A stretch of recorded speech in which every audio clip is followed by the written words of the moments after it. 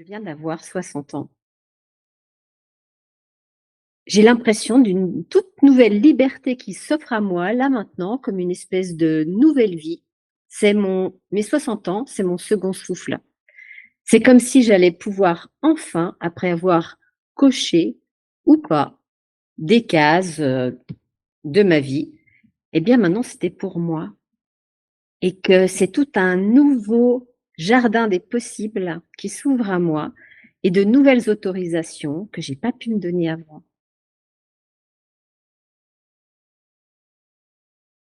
J'ai toujours eu 2 vies.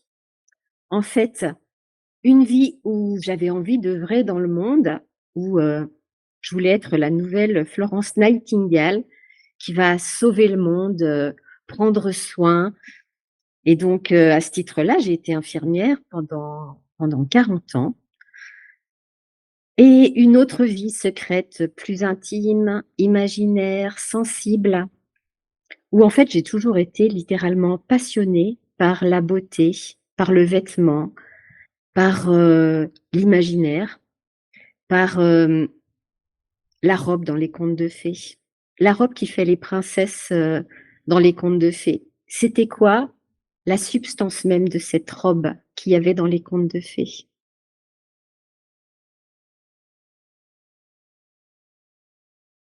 En fait, pour faire contrepoids à ma vie stressante d'infirmière en blouse blanche, face, à la maladie, à la détresse, à la souffrance, j'ai toujours eu un mode opératoire compensatoire préféré, c'était d'aller faire du shopping.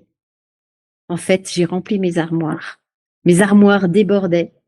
J'avais des coups de cœur, les couleurs, les formes, enfin les vêtements, j'ai toujours, été passionnée et par contre, je me sentais complètement perdue face, à l'afflux de l'éphémère, des modes, des tendances, j'avais ma période, jupe longue, jupe courte, je m'essayais à tout, sans jamais forcément avoir satisfaction et sans que ça me donne la conscience de mon propre corps, en fait. Je ne comprenais pas comment fonctionnait mon corps, à quelle loi il obéissait, en fait. Et j'ai fait beaucoup de recherches en feng shui. Je me suis intéressée au feng shui notamment, à la couleur énergie, à et j'ai toujours été mue par comment faire de ce monde d'objets où on vit au milieu des choses, où les gens sont objectivés, instrumentalisés, à faire un monde, à réaliser un monde de sujets. C'est-à-dire où chaque chose devient un sujet. Elle prend son sens, elle a une saveur particulière quand on la rencontre, on converse avec. C'est un chemin de résilience en fait, hein. Et en fait, je me suis posé la même question avec le vêtement. En 2017-2018, j'entends parler de Yuna Taradzi, S'habiller vrai. Et là, j'ai un véritable coup de foudre. En fait, tout prend sens. À la fois le vêtement comme instrument de résilience avec son propre corps et aussi instrument de résilience avec des codes naturels, originels et intemporels qui nous connectent à qui on est en profondeur, qui nous connectent avec notre nature et notre nature qui est en résonance directe et fractale avec la nature. Du coup, mon corps, c'était plus un objet dont je ne savais trop quoi faire parfois, il devenait un fruit de la nature. Un fruit de la nature, il obéit en fait à des lois universelles qui régissent la forme et qui sont sa couleur, sa texture et sa forme. Et enfin, j'avais trouvé une méthode qui, à travers ce qui me passionnait, c'est-à-dire le vêtement, et donc la couleur du vêtement, la texture du vêtement et la forme du vêtement allaient pouvoir amplifier, récapituler et déployer des codes qui sont miens profondément pour pouvoir les habiter totalement. En fait, quand j'ai rencontré cette méthode, je suis tombée dans mon corps.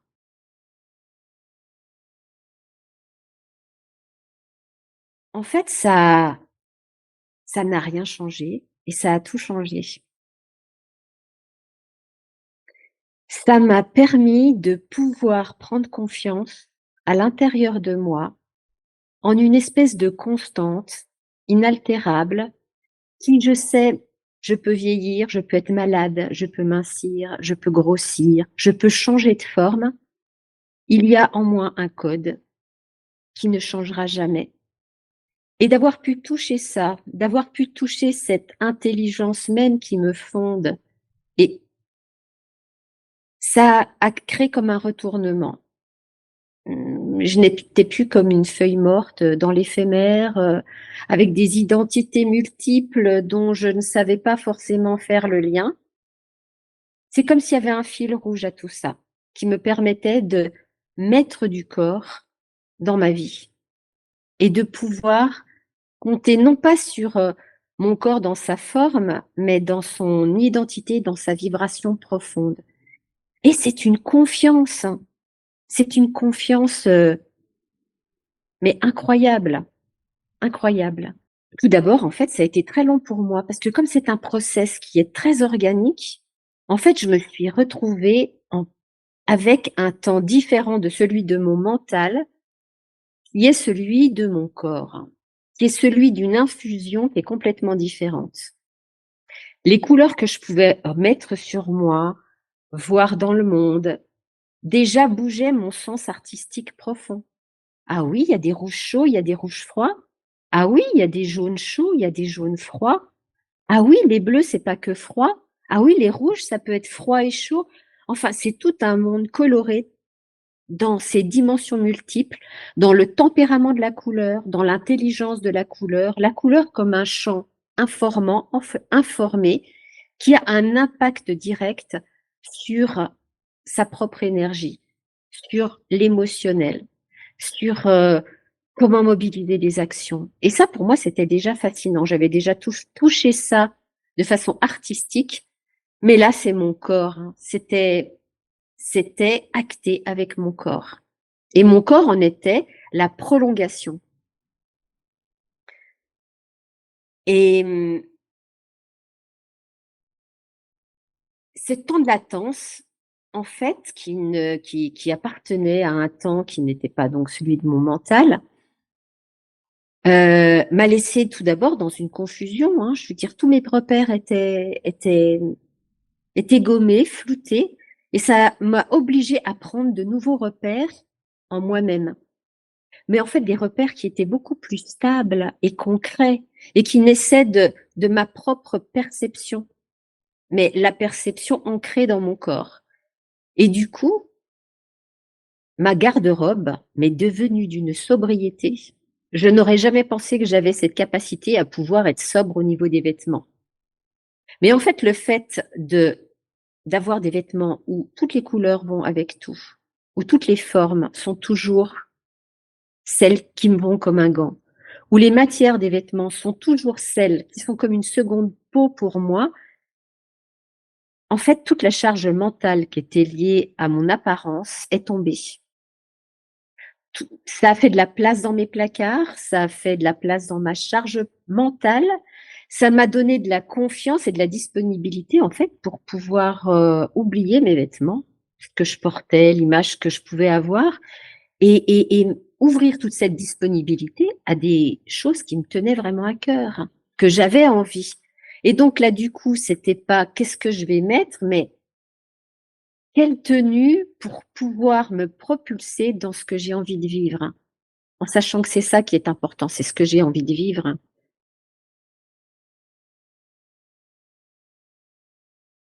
Ma mission aujourd'hui, c'est de vous réconcilier en tant qu'homme, en tant que femme, au pouvoir de votre beauté. Moi, je crois au pouvoir de la beauté. Et ça n'a rien à voir avec des standards de la mode, avec un profil instagrammable, avec des standards. Non, c'est lié à la vibration de qui vous êtes. Il y a là quelque chose d'unique que vous incarnez qui ne pourra jamais être occupé par quelqu'un d'autre. Et ma mission, c'est de pouvoir vous aider à connecter ça, et ça va se faire à travers le vêtement. Et le vêtement, ça a l'air de rien, c'est vrai, ça a l'air tellement frivole et léger et superficiel, et tant mieux, parce qu'on va pas faire de la psychologie. On va aller directement avec ce qui vous fait vibrer.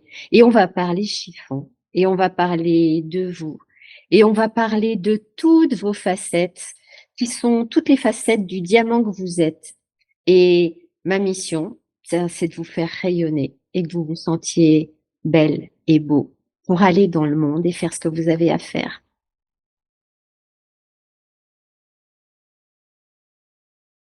Comment mon accompagnement peut être une clé pour vous aujourd'hui? Si vous avez passé un moment difficile dans votre vie où vos repères identitaires se sont floutés, vous ne savez plus vraiment qui vous êtes, comment vous habiller, le rapport à votre féminité, tout ça est devenu flou, improbable.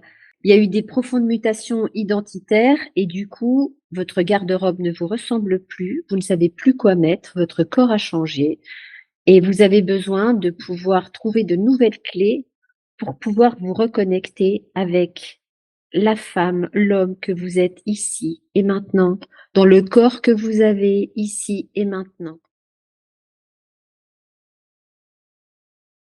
Alors, deux façons. Soit en one-to-one chez moi, à Annecy, ou autre chose à voir avec vous. Mais tout un après-midi pour prendre le temps de se voir dans le miroir, de s'apprivoiser, de trouver sur comment se regarder. Ça peut être juste la porte des couleurs ou alors la porte des couleurs, des matières et des coupes pour trouver les codes vestimentaires qui vont vous aller comme un gant. Vous allez repartir avec un e-book personnalisé qui va vous aider à reprendre tout ce qu'on aura vu ensemble pour pouvoir prendre appui dessus et tranquillement chez vous revoir tout ça. Il va y avoir des nuanciers qui vont aussi vous permettre de pouvoir avoir des repères par rapport aux bonnes couleurs et une petite ligne WhatsApp où on reste en lien si vous avez des questions. En tout cas, vous repartez avec des paillettes dans les yeux, c'est sûr. Autre mouture, hein, l'atelier boudoir. Je chéris très fort ce format parce que c'est un format à 4 personnes maximum, donc très intimiste, basé sur la bienveillance, et la joie de se découvrir les uns les autres, voir un rayonnement émerger, comprendre comment ça fonctionne dans le corps, les matières, les coupes, au milieu des waouh, des oh, c'est absolument génial. C'est un grand, grand moment de convivialité, de partage. Euh, on part déjà avec sa signature personnelle, mais en plus, on est complètement nourri de la signature des autres et avec cette joie de se découvrir dans nos différences. Donc, en plus, je voyage loin. Donc, n'hésitez pas, si c'est pas parce que j'habite Annecy, je peux me déplacer dans toute la France, voire plus, sur la Lune et autres planètes. Sur Devis, on en parle. Mais n'hésitez pas, contactez-moi, il y a tellement de choses possibles. Je vous attends.